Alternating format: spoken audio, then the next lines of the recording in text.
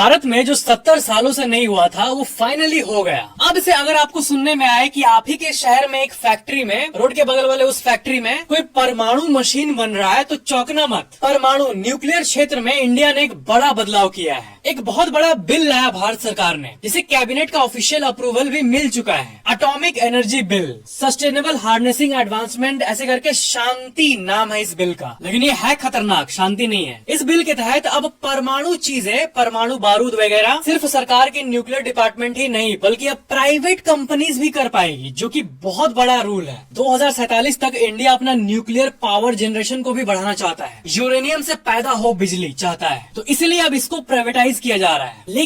लेकिन खुश हो उसके पहले ये देखो कि इसके डेंजर्स क्या है। भाई देश में हर कुछ मजाक मस्ती का टॉपिक हो सकता है, न्यूक्लियर चीजें बिल्कुल भी नहीं हो सकती। प्राइवेट कंपनीज के हाथ में परमाणु चीजें लगे तो आप अभी मन में गेस कर ही पा रहे होगे पक्का कि रिस्क भी बहुत बढ़ जाएगा देश में। प्राइवेट कंपनीज प्राइवेट ही होती है भाई। इस मामले में स्ट्रिक्ट रेगुलेशन चाहिए होगा, बिल्कुल बैंक्स के रेगुलेशन की तरह। इंडिया के बैंक्स हाईली रेगुलेटेड है। अमेरिका वाले कहते हैं कि इंडिया में बैंक्स कुछ ज्यादा ही रेगुलेटेड है, तो उससे 100 गुना ज्यादा रेगुलेशन असल में प्राइवेट न्यूक्लियर कंपनीज को चाहिए होगा। आपको मैंने बताया था कि इंडिया में थोरियम रिजर्व ज्यादा है, जिससे कि परमाणु बिजली बन सकता है, तो ये भी एक कारण है कि इंडिया इस काम को कर रहा है। और एक इम्पोर्टेंट बात, न्यूक्लियर कंप्यूटर्स में साइबर अटैक भी एक बड़ा कंसर्न है। भाई इंडिया का जो न्यूक्लियर स्टेशन है सरकार वाला, जैसे कि कुदनकुलम वाला, उसमें साइबर अटैक लिटरली हो चुका है मेरे भाई। ये बात मैंने जब सुना था तो मुझे गूज़बम्स आ गया था। कुदनकुलम प्लांट के कंप्यूटर्स के अंदर बाहर का मैलवेयर फंक्शन पकड़ा गया था। इस बिल को कैबिनेट अप्रूवल तो मिल चुका है, पर पार्लियामेंट में डिबेट, राष्ट्रपति का हस्ताक्षर वगैरह सब बाकी है। तो आपके हिसाब से ये बिल सेफ है कि नहीं, ये बताना मुझे। आप कमेंट करो, जनता का ओपिनियन सब कोई पढ़ेगा।